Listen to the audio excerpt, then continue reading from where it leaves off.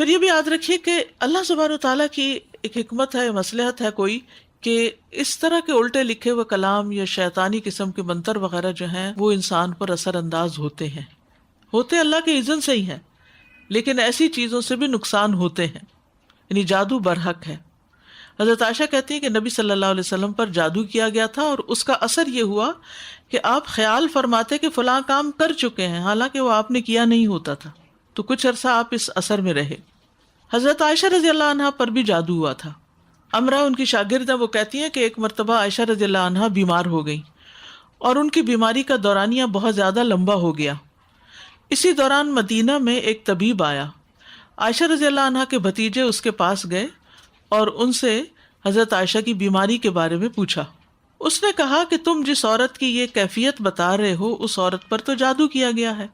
اور اس پر اس کی باندھی یعنی لونڈی نے جادو کیا، یعنی حضرت عائشہ کی جو سرونٹ تھی اس نے جادو کیا تھا۔ جب تحقیق کی گئی، انویسٹیگیشن کی گئی، تو اس لڑکی نے اقرار کر لیا کہ ہاں میں نے کیا ہے۔ پوچھا گیا کیوں کیا ہے، تو کہنے لگی میں چاہتی تھی کہ آپ فوت ہو جائیں تاکہ میں آزاد ہو جاؤں۔ تو بعض اوقات اس طرح کے بھی ناسمجھ لوگ ہوتے ہیں نا، تو اور کوئی بات سمجھ نہ آئی، حضرت عائشہ نے تو بے شمار غلام آزاد کیے تھے، اگر وہ ریکویسٹ کرتی تو وہ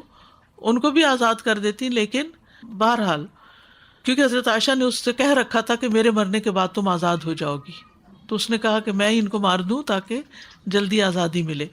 تو جب حضرت عائشہ کو یہ پتہ چلا تو انہوں نے پھر اس باندی کو فروخت کر دیا، اسے آزاد نہیں کیا، فروخت کر دیا، اور کہا کہ اس کی قیمت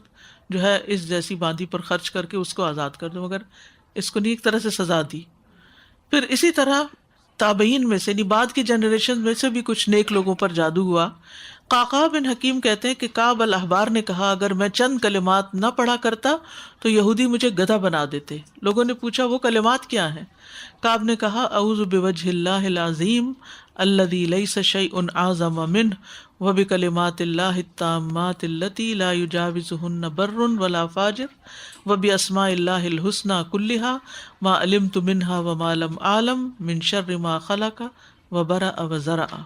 میں اللہ کے عظیم چہرے کی پناہ مانگتا ہوں جس سے عظیم کوئی اور چیز نہیں، اور اس کے مکمل کلمات کے ساتھ پناہ چاہتا ہوں جس سے کوئی نیک یا بد آگے نہیں بڑھ سکتا، اور اس اللہ کے تمام اسماء حسنہ کے ساتھ پناہ چاہتا ہوں جن کو میں جانتا ہوں اور جن کو میں نہیں جانتا، اس چیز کے شر سے جس کو اس نے بنایا، پیدا کیا اور پھیلا دیا۔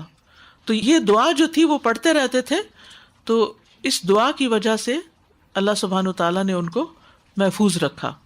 کیونکہ انہوں نے شیلٹر لے لیا تھا، پناہ لے لی تھی اللہ کے چہرے کی۔ ٹھیک ہے۔